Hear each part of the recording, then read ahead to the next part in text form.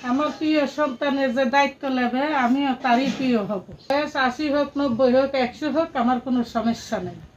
কথা দিলাম সারা জীবন। আসসালামাইকুম দর্শক, আপনাদের প্রীতীয় শুভেচ্ছা জানিয়ে শুরু করছি আমাদের আজকের প্রতিবেদন। তো দর্শক দেখতেই পাচ্ছেন আজকে আমাদের সামনে এক আপু দাঁড়িয়ে আছে।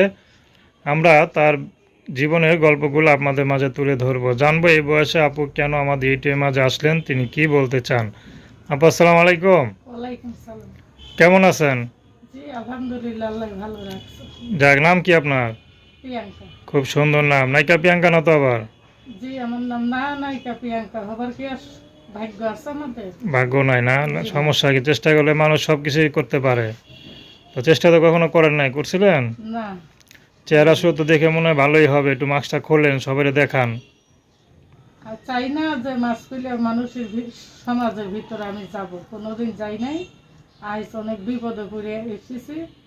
এখন আমার এক বিয়ে হয়েছে, বাবা নাই মা নাই, আমি ধরতে গেলে একটি আচ্ছা, আমি চাচার কাছে থেকে শিয়ান হয়েছে। চাচা ধরে জোর করে একটা অর্ধেক বয়সী মানুষের সাথে বিয়ে দিতে চেয়েছিল, আমি রাজি না। আমি আবার প্রেম করে অন্য একজনের কাছে বিয়ে হয়েছি। তা বছরে ১ বছর সংসার করছে, সন্তান আইছে পেটে, ৪ মাসের সন্তান পেটে দিয়ে সে চলে গেছে। মানে ব্যবসা বাণিজ্য করে না, গাঁজা টাজা খা। আমারও অর্থ নাই, আমিও চাই চাকরি করতে পারি না। আগে যা টুকটাক কাজকর্ম করে চলছে, তা বাবুটা পেটে আমি কিছু করতে পারি না, তার জন্য ফেলে রেখে চলে গেছে। তো এই চাচা চলে গেছে, স্বাস্থ্য ভাইয়ের কাছে আমি রয়েছি।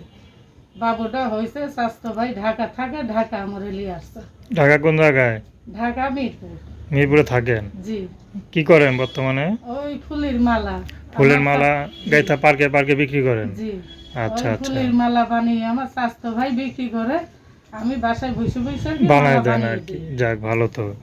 এইভাবে আমার এখন বাবুটা এইকাল করতে করতে বাবুটা এখন ৮ বছর হয়ে গেছে। আমার জীবনের একটা আশা ছিল, যে আমার আশা তো আমি ছাড়িয়েই দিছি। আমার জীবনের কোনো সুখ পালাম না, আমার বাচ্চাদের একটা ভবিষ্যৎ করব। এখনকার বিয়ে করবেন? আমার আশা আছে আমার বাবুটার আমি মাদ্রাসায় পড়াবো।